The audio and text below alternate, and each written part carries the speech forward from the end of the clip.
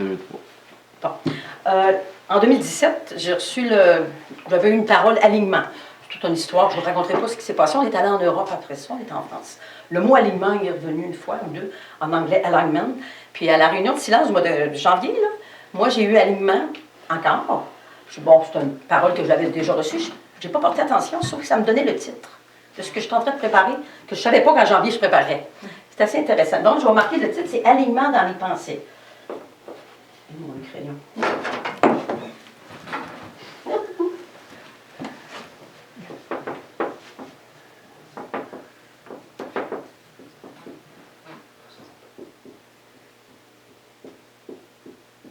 Évidemment, on va parler beaucoup de la pensée.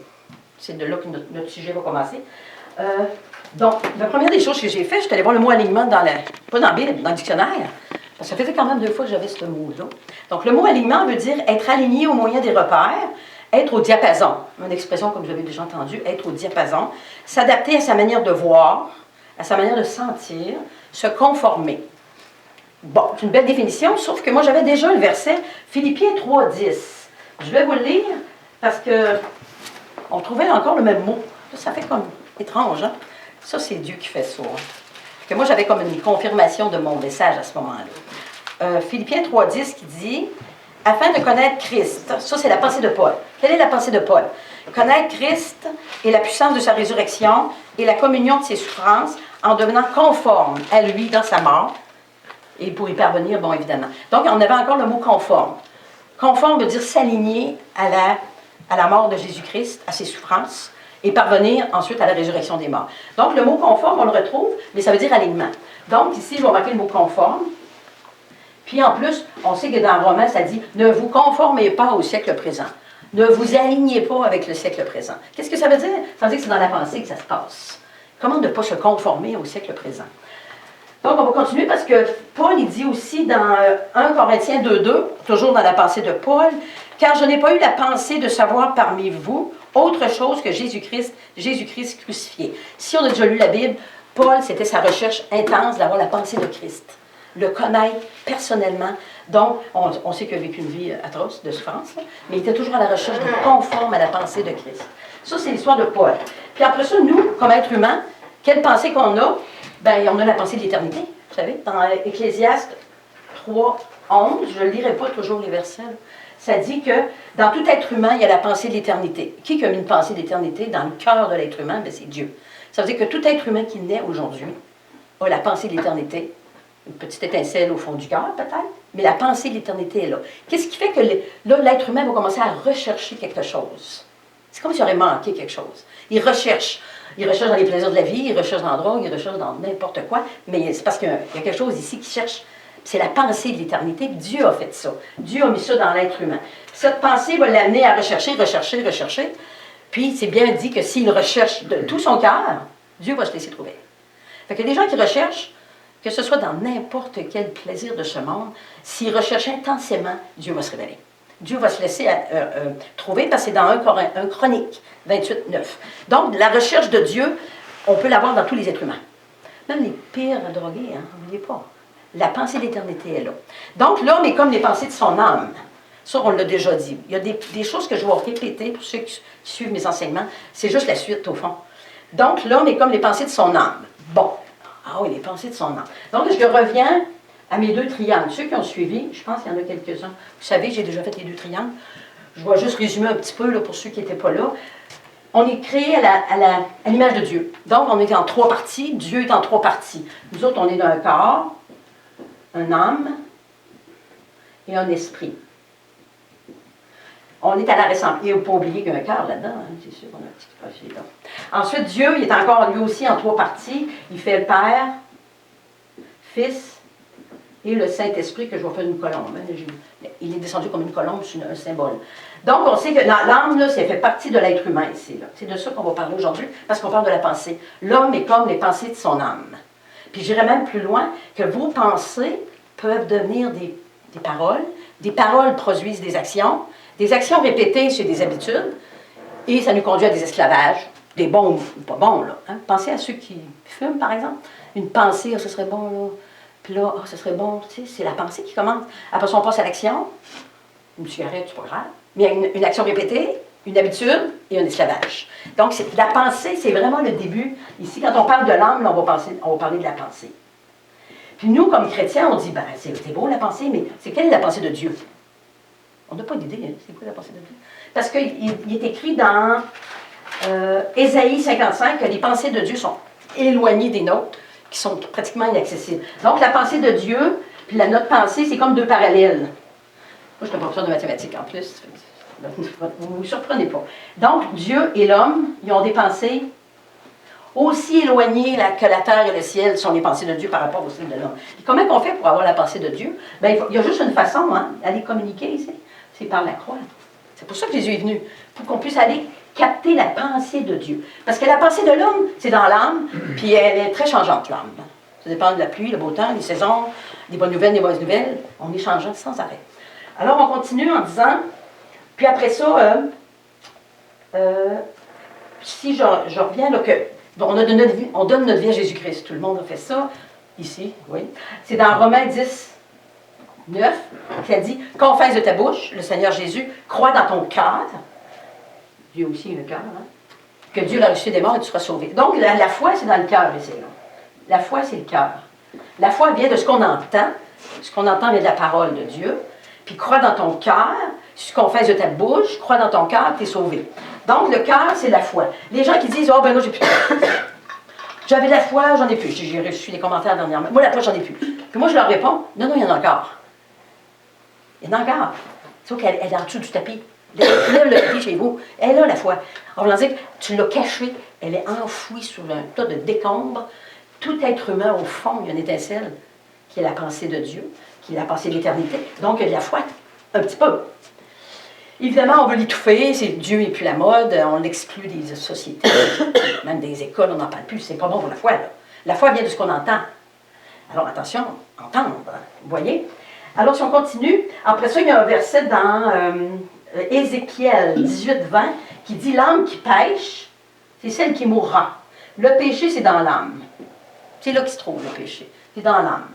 Puis nous, en donnant notre vie à Jésus-Christ, avec la foi, la petite étincelle commence comme un petit bébé, un petit Jésus de Noël, là, qui va commencer à croître. Notre foi va croître. Évidemment, on invite le Saint-Esprit dans notre esprit comme une aide.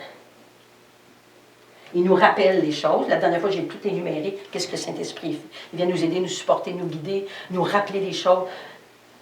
C'est un aide incroyable, le Saint-Esprit. Parce que l'esprit humain ici, j'en connaissais des gens, ils veulent rien savoir de Dieu, c'est de la folie. Maintenant, on est rendu des scientifiques, on est rationnels, on touche à de la terre. Ça, c'est il y a l'esprit là-dedans, mais il n'est pas encore éveillé.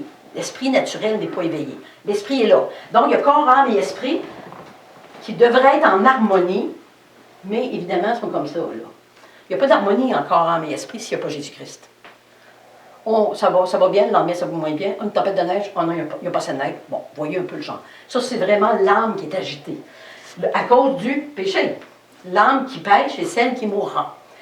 On parle de mort, on ne parle pas de mort physique, la mort spirituelle, vous comprenez? Donc, le Saint-Esprit vient, il illumine notre esprit, puis ensemble, on commence à vouloir marcher. Peut-être qu'on le met sur le tapis, puis ça n'avance plus.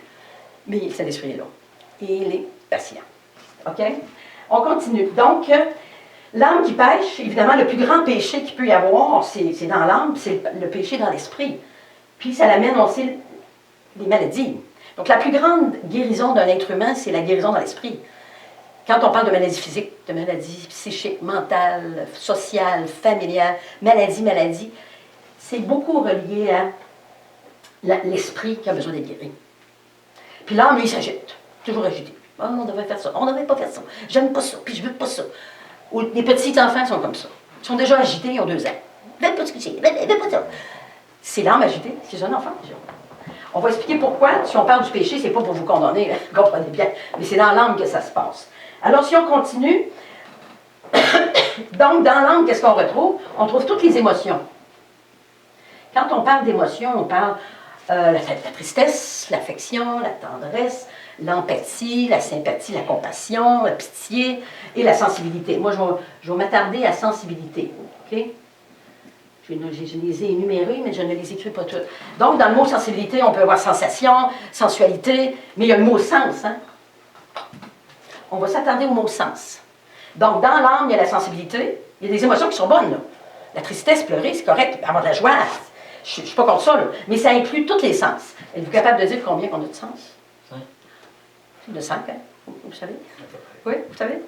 Puis moi, j'en rajoute un 6e, savez-vous, c'est quoi? Le bon sens. Donc, je vais énumérer les sens. Évidemment, il y a la vue, il y a l'ouïe,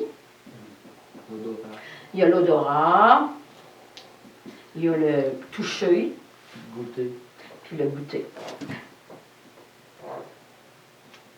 J'écrirai pas le bon sens, mais je vais voir c'est quoi le bon sens. On était petits, on disait « Hey, il y a le bon sens, là, le bon sens. » C'est quoi le bon sens? Je vais vous dire c'est quoi. C'est, attendez un peu. Ah oui, est-ce que j'ai marqué ça? C'est d'avoir un problème, puis d'être capable de regarder le problème avec une tête froide, puis de prendre des décisions concernant le problème. Tu sais, on a des problèmes, on est tout agité, puis on prend des décisions qui ne sont pas toujours bonnes, donc on devient insensé. Donc, avoir du bon sens, c'est correct. Ça, c'est les 5 sens qu'on va s'attarder. Je vais m'attarder beaucoup à la vue, surtout à la vue. Donc, d'où ça vient? Bien, moi, là, je vais en aller en Genèse. Parce que tous les problèmes ont commencé dans le jardin, hein, vous savez, dans le Genèse. Dans la Genèse, la première des choses que Dieu a fait, il a dit, là, il a créé la terre, le soleil, la lune, les étoiles, mais il a fait une chose bien importante. Il a dit, il a séparé la terre, tout ce qui était sec, il a appelé ça terre, puis tout ce qui était les océans, les mers, il a appelé ça mer. Vous vous rappelez d'avoir lu ça déjà? Que le sec a arrivé. Exactement, c'est dans Genèse. Attendez.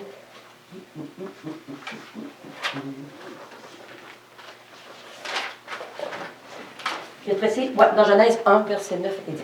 Donc, il trace une limite. Quand il dit au sec, OK, là c'est la terre, là c'est les mers. Donc, il trace une limite. Limite.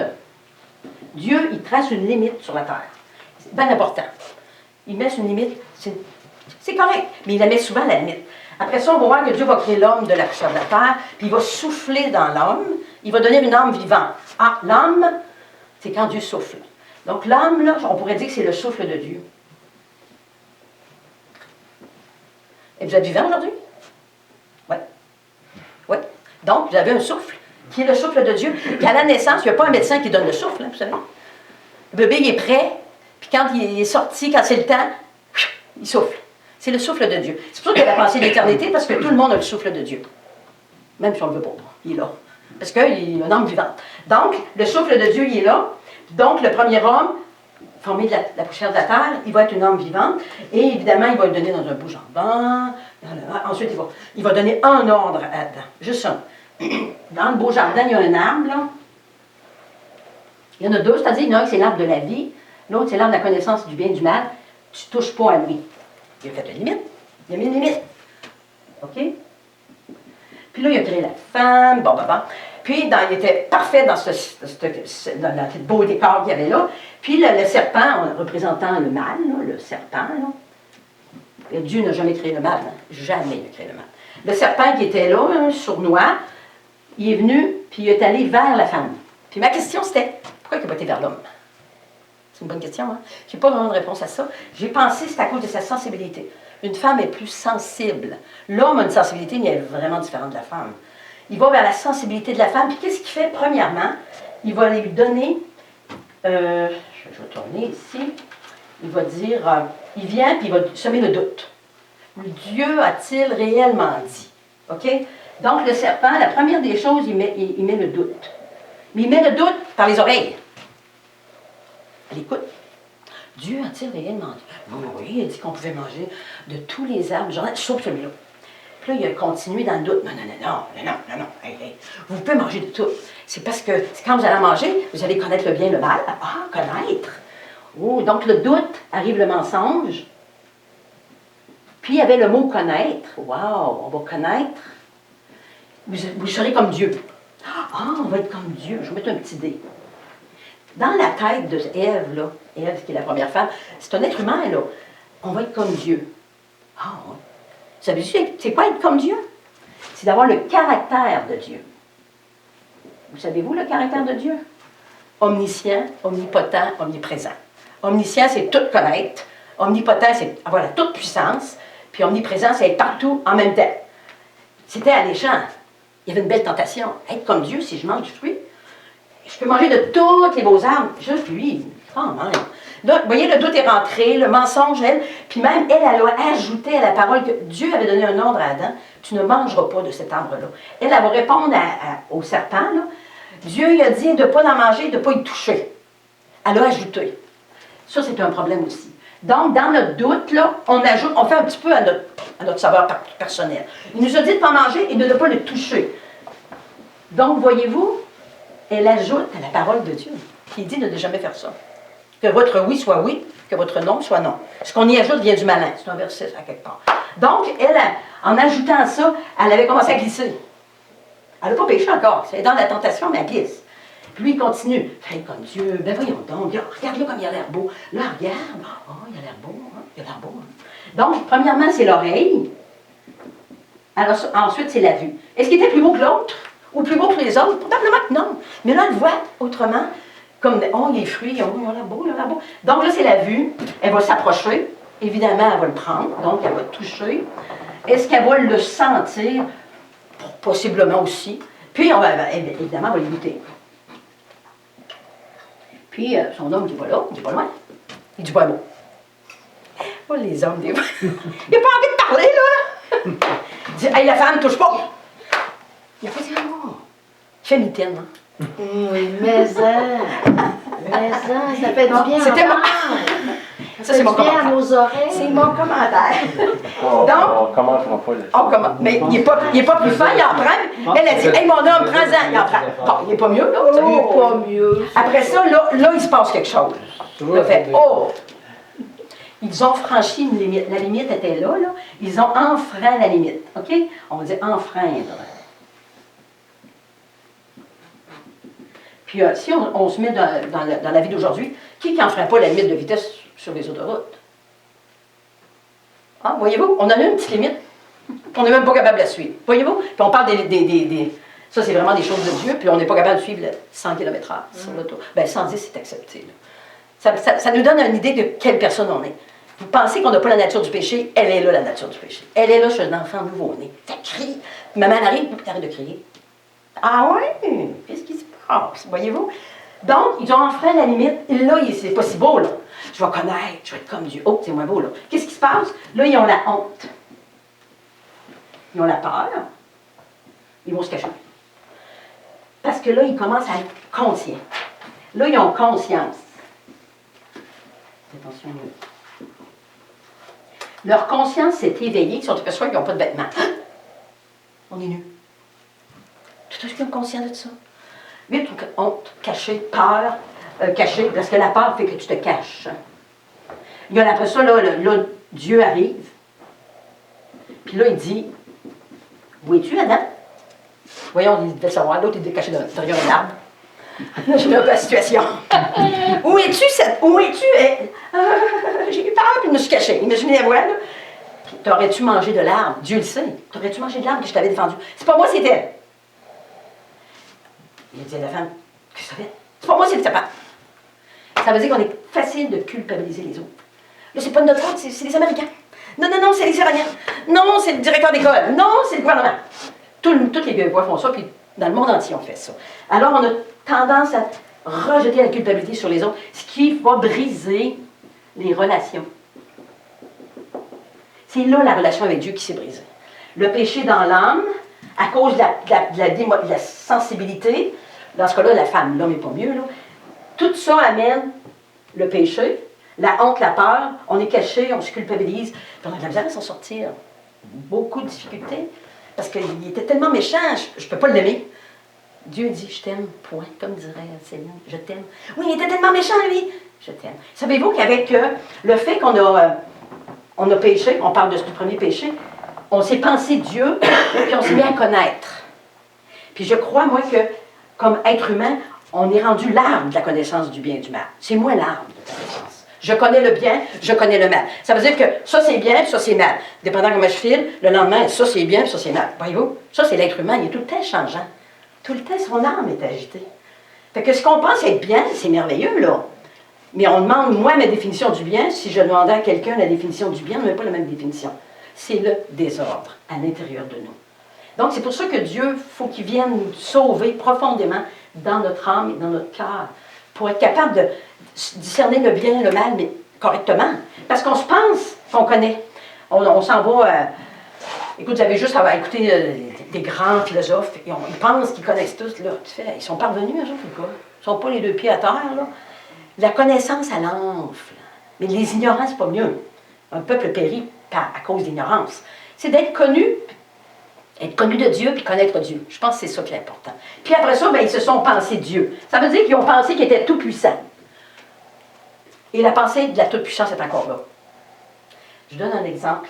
S'il y a un verset qui dit l'œil, c'est la lampe du corps, vous savez. L'œil est en bon état, le corps va bien. Une lampe qui brille. Par contre, il y a un autre verset, il dit si tu vois la paille dans l'œil de ton frère, l'autre, il dit au lieu d'enlever la paille dans l'œil de ton frère, enlève la poutre qui est dans le tien. Il semblerait que tu ne l'as pas vu que tu as une poutre. Lequel est le plus gros? La paille ou la poutre? C'est la poutre. Donc, il va être prêt à juger l'autre. Hey, enlève la paille, hey, alors que toi, tu as une poutre. Parce que les gens ne sont pas conscients de ce qu'ils ont en dedans d'eux. À l'intérieur, il y a du péché, puis il y a de l'âme qui est agitée, le désespoir, puis il y a le manque. Facilement, on se dit, moi, je le sais, je connais. C'est comme dire à quelqu'un, il faut que tu arrêtes de fumer. Il faut arrêter de fumer, arrête de fumer. C'est comme si moi, je me mets Dieu, je lui commande de faire. La personne, elle n'obéit pas tout le temps, c'est pas ça. Voyez-vous, on se pense tout-puissant dans cette affaire-là. Laissons Dieu avec sa toute-puissance. Nous, on est des créatures créées à l'image de Dieu, on ne sera jamais Dieu. Malgré les grands scientifiques qui ont expulsé Dieu de beaucoup, beaucoup de choses, on est des créatures créées à l'image de Dieu. On veut vouloir connaître davantage, ce qui n'est pas mauvais, et connaître le fond des océans ou le fond de l'univers, c'est correct, mais c'est pas ça, c'est de connaître Dieu, qui nous aide, qui fait qu'on n'est pas Dieu. On n'est pas tout-puissant. Puis regardez dans vos commentaires avec les gens, chez les chrétiens, là je parle parce qu'on côtoie beaucoup de chrétiens, la façon qu'ils abordent Dieu, la façon qu'ils donnent des conseils. Les bons conseils, c'est bon, mais des fois, là, c'est un petit peu imposé en disant « moi, je le sais ». Celui qui croit savoir, il ne sait rien. C'est quoi, hein? C'est un verset, ça. Si tu crois connaître, tu ne connais rien. Attention, la connaissance, ça l'enfle, mais les ignorants, ils meurent. Bon, c'est pas mieux. Mais faire attention de se croire tout-puissant. Et ça, c'est dangereux. Parce que, encore là, on trace une limite, on enfreint la limite. Et ça, c'est dangereux. Hein? À quelques endroits, dans Deutéronome, il dit il n'est pas bon de consulter les morts, l'horoscope, les lignes de la main. Ceux qui font ça, c'est pas bon. Si vous lisez le passage, il dit pourquoi c'est pas bon? Ne pas implorer les morts, exemple. Parce qu'à ce moment-là, il nous met une limite, les gens vont enfreindre la limite. On va consulter des médiums, on va demander les cartes, on va lire l'horoscope, parce qu'on veut savoir l'avenir. C'est comme c'est à cause de la crainte, à cause de la peur. Mais le Seigneur, il dit, ne pas le faire. Le jour où tu le fais, tu perds ma protection. Ici, là, ils ont sorti la protection de Dieu. C'était pas le fun, là. Puis les a chassés du jardin. La limite est bonne. Dieu met des limites dans l'être humain. Ne jamais enfreindre la limite que Dieu nous donne. C'est très, très important. On l'enseigne à nos enfants, de toute façon. Hein? Je donnais juste un exemple. Un enfant qui commence à peine à marcher, on va fermer la porte de la salle de bain parce que monsieur et madame vont aller jouer dans les toilettes. On le sait. Mais quand il commence à être propre, on leur ouvre la porte. Voyez-vous, on a mis une limite, puis on élargit la limite dans la mesure de leur responsabilité et de leur maturité. Dieu fait la même chose avec nous. Donc, l'âme, on va revenir à l'âme parce qu'on parle encore des sens. Donc, tout est parti avec la vue et l'ouïe. Puis les versets, c'est la foi vient de ce qu'on entend. Ce qu'on entend de la parole de Dieu. Puis ta vue, il faut que ton œil soit sain pour que ce soit une lampe. Pas une lampe qui ne brille pas, mais une lampe qui brille pour que le corps soit en bonne santé. Donc, c'est dans ce sens-là qu'il va falloir, il faut travailler sur notre sensibilité. Ça veut dire que ce qu'on regarde à chaque jour, et on a des choses qu'on regarde, Facebook et compagnie, ce qu'on écoute, musique, prédication, n'importe quoi, on est bombardé, sans arrêt. Et ça amène l'âme agitée. Puis comment on fait pour calmer l'âme? Bien, premièrement, qu'on est conscient. Après ça, bien, évidemment, il y a le silence. Une disposition du cœur, ça se fait dans le silence. C'est là le silence qui devient important. On va dire, oh non, je ne suis pas agité. Oh non, non, je ne suis pas agité. C'est pas comme ça que ça marche. Hein. Oh, comme dire, non, j'ai pas peur, j'ai pas peur. Je vais le dire 3 fois. Non, non, non, c'est pas comme ça que ça marche. Il faut vraiment être conscient que notre pensée, elle a été agitée. Seigneur, je te demande pardon. Puis je fais un peu de ménage dans ce que je regarde. Je fais un ménage dans ce que j'écoute. Déjà, c'est un beau début. Puis mon âme qui est agitée se calme et je suis capable de prendre un peu de silence. La parole de Dieu va nous nourrir, c'est une nourriture. Mais dans le silence, là, il y a une disposition de cœur qui se fait, puis ça fait beaucoup de ménage à l'intérieur. Donc les gens, il faut qu'ils aillent à l'intérieur d'eux.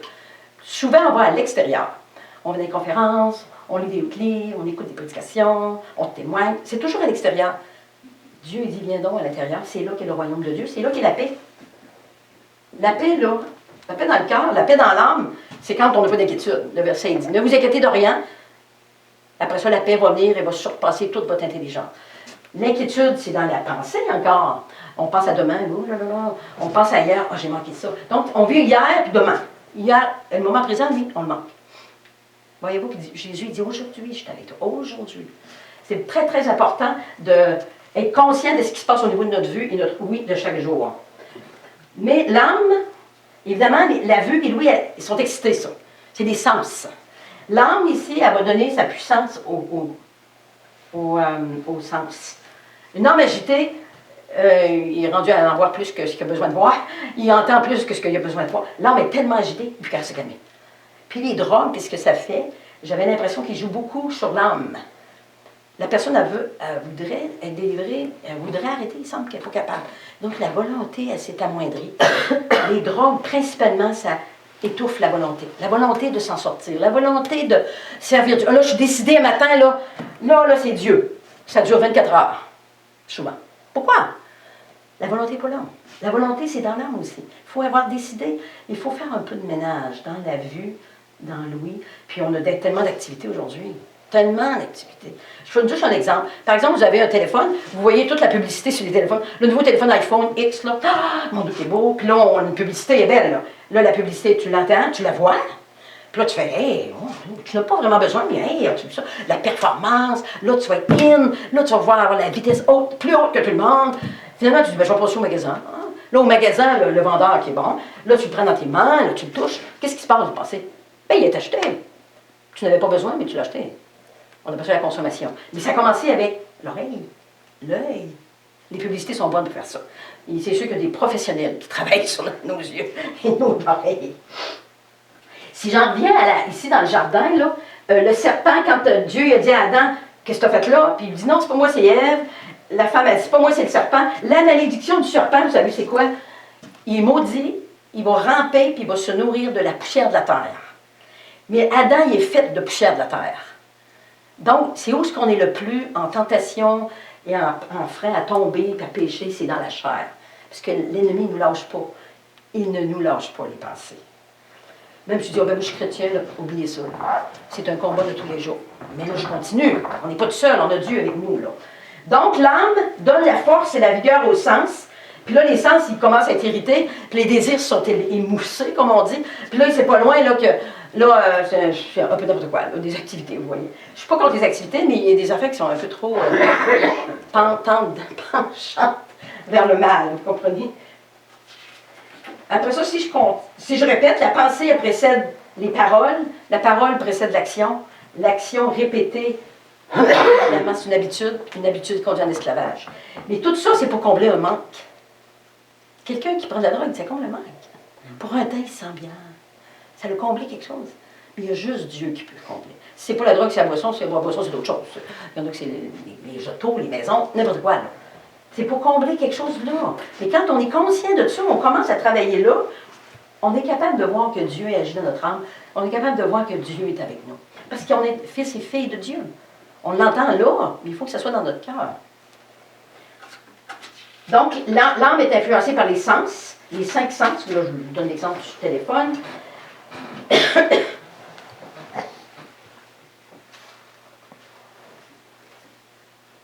Mais pourquoi Jésus est venu? Bon, c'est là que j'en viens. Pourquoi Jésus est venu? Parce qu'on ne restera pas là. C'est 23 accusateurs. On ne s'en sortira jamais. Impossible. Jésus est venu. Je vais expliquer que Dieu, on va dire Dieu le nuage. Puis là, l'humanité était tellement corrompue. Il dit, ça n'a pas de bon sens, je ne suis pas capable de racheter ça. Il a envoyé son fils. Donc, Jésus est venu. On sait qu'il est mort sur la croix. Pour nous sauver de ça, là.